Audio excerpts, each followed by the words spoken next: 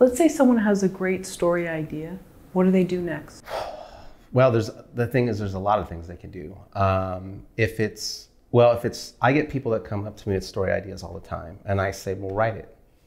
You know, they have an idea and they think that's enough, and that's not enough. If you have an idea and you manage to make it into a story and then turn that story into a script, now you have something. And then you say, well, yeah, but my script is so big, it's $10 million budget, you know, there's nothing we can do about it. Well, what can you shoot from it that isn't gonna cost you $10 million? That's what I'm doing right now. You know, a script I wrote, been writing for 10 years that I wanna get made. I finally just said, I gotta shoot something from this. The script's done, it is done, it's ready to go. I'm not gonna get money to do this because they're not gonna understand it. Unless I get some type of angel donor, no studio is gonna understand what I'm trying to do here. I'm not Guadon, you know, I'm not him. They're not gonna take a chance on this project. But what can I do to help them understand what it is? Well, there's 3 scenes I can shoot that are gonna cost me very little money. And that's what I do. So that's what I'm doing right now. There are no rules.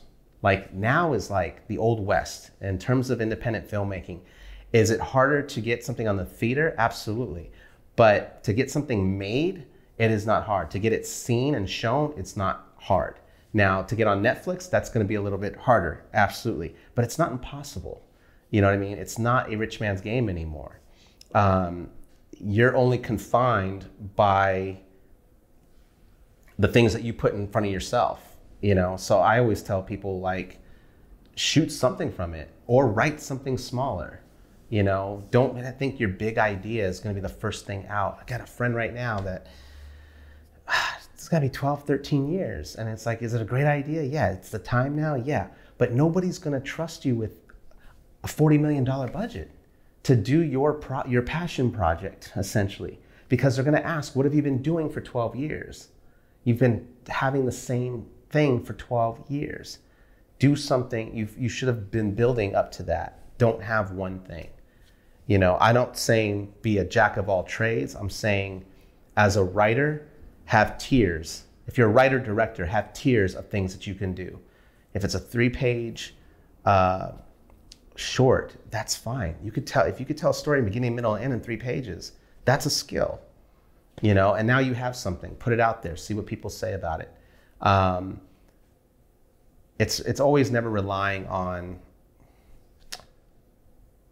this kind of like ethereal thing that something is going to happen. It's always relying on your own 2 hands, because then you have no expectations, right? You can do it, and either people like it or don't like it, or it'll find the right spot. You don't know. There's so many. You can only control what you can do, not everything else.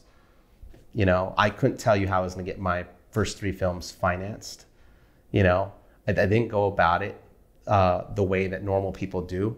You know, I took my short films and packaged them like a DVD you would buy at a video store, and I passed them out to all the local film festivals that rejected those films. And guess what? There was a distributor producer there, and he ended up financing my first 3 films. Oh, wow. So that's a cool story. You just have to find new ways. You know, I'm not a big proponent of crowdfunding.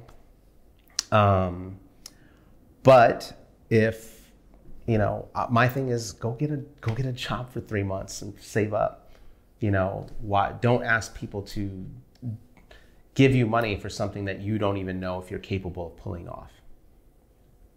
And you said earlier that you feel like the first film that an indie filmmaker makes, whether it's through crowdfunding, a combination, family, friends, coworkers, that's easy. Yes. And then subsequent ones, right. Very, very tough. Why? Very tough. Why is that? Well, if it's a double-edged sword. So let's say you've crowdfunded your first film, right? You got it, you're 22,000. 22,000 seems to be the magic number that everyone goes after, right? So you crowdfund, you do it.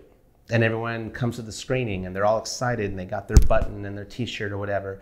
And then nothing happens. Okay, nothing in the sense of it didn't go to Sundance or it didn't get distribution or it didn't do anything. So you start your next one, right? Now you have to make your second film. There are a lot of people are gonna be like, well, I gave you $100 last time to support you. I don't have that money to help you with this second one. You're gonna have to figure that out, you know? Or, you know, that becomes, then it becomes about the crowdfunding, not about the storytelling, you know, because the amount of work it takes just to crowdfund is unbelievable. And it's not something I enjoy at all, you know? And to me, it's like, if you have 22,000, if that's what you're raising, a percentage of that's going to go to, the platform that you're using, plus a percentage of that's going to go to all the little things that you've promised people, whether they're buttons or coffee mugs or whatever. And then a lot of people don't know, so you have to pay a tax on that because it's considered income, unless you're a nonprofit. But if you're making a movie, you want to make a profit. So then what do you have left over? You know, and then if, let's say, you owe your rent the next month. I've seen that happen too many times. There was a 2-year period where me and my wife were donating $100 to projects that were being crowdfunded. And we did 20 in a 2-year period. So it's about $2,000 over 2 years. Out of those 20 projects, one of them was made. You know, so I just stopped, and I get people all the time, hey, can you help us out? Can you help us out? I said, look, man, I wish you well. I'll be at your screening. I'll share whatever you wanted me to share, but I'm not giving money anymore. I got 2 kids and a wife, and I want to put them both through college, my 2 kids through college, you know, so I go, but I wish you well, you know, and then sure enough, they're like, you know, you hear it every day on social media. Then as soon as the money is raised, you don't hear about the project anymore. I'm like, what happened to your project? Well, rent's due. That's the problem. With this script that you'd been writing for 10 years, or did you write it for 10 years? Sorry, or did it take 10 years for you to get to this point? It took 10 years for me to get to this point. Yeah. Okay. It took me about 3 or 4 years to write it. And it's my 10th script, yeah. My 10th screenplay. And so when you said, I'm going to just do 3 scenes, is that it? Yeah, I'm shooting 3 scenes that show the character from the womb to a 10-year-old to an 18-year-old. Ah, so you're doing it in sequential order then? Yes. Oh, okay, okay. Yeah. Was what I was wondering is, how are you determining which scenes to shoot? So you're... I'm showing his journey in little increments, and I'm hoping the audience is gonna go, wow, what happened between here and here? What happened between here and there? Because in between those scenes, I have an incredible actor, a Chicano icon actor that I've grown up watching named Pepe Serna, and he plays what I'm calling the Chicano chorus. And I wrote it in iambic pentameter. So he's telling this Shakespearean story in between those vignettes to fill the audience in the blank. So it's very stylized, and I'm very happy with it. I have one of the vignettes left to shoot, but I'm editing it and I'm rewriting that last vignette because I haven't been completely happy with it. And they're not taken from the script. The story is, but the script, only one scene is actually word for word from the script. I had to modify the other ones to show some history and a little bit of that character's journey. How do you know you have a great protagonist? I don't ever. Yeah, don't ever. It's a chance, you know, with first writing it and then bringing in the right actor. You know, that was something that a lot of actors take for granted, is can they carry a movie?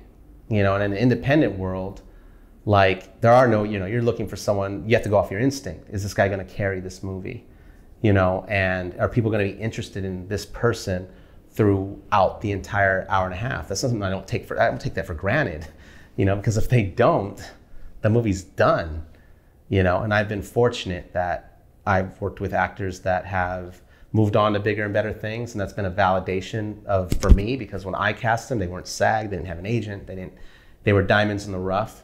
So I'm always, my wife says, you're every actor's good luck charm. She's like, they always move on to bigger and better things. I'm like, well, that's great. But it's a validation of my casting process as well.